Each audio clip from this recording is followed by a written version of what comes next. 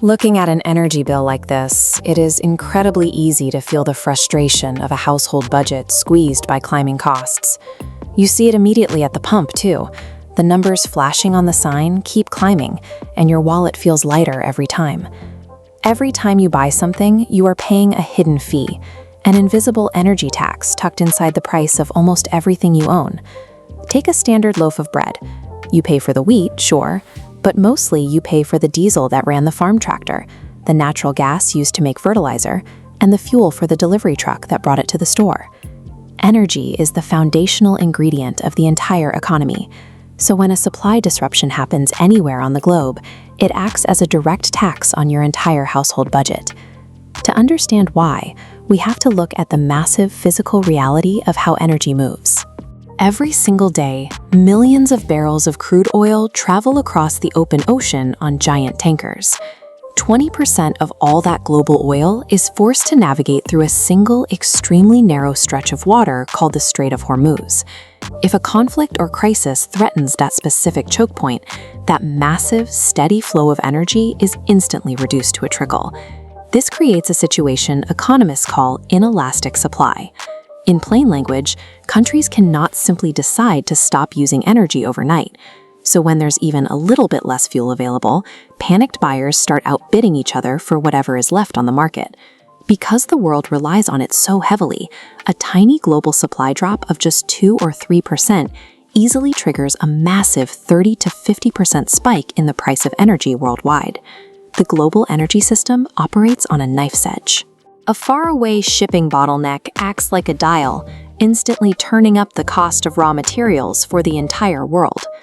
The first place this hits you is right at home, through the visible household bills, higher costs for gasoline and home heating. Liquid natural gas also travels these same dangerous shipping lanes.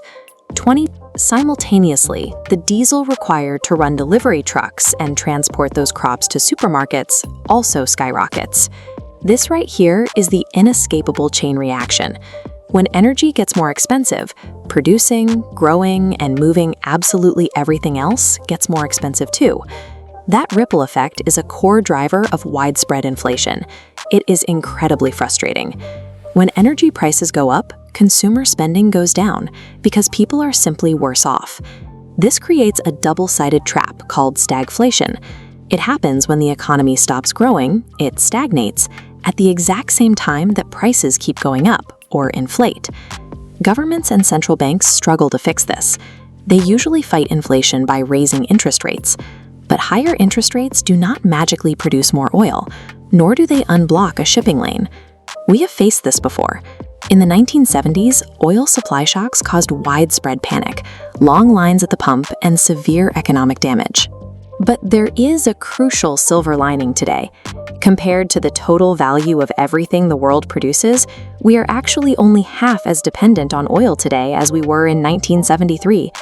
Supply-side shocks still cause painful inflation, but our overall economic structure is significantly more resilient to a total collapse than it was 50 years ago.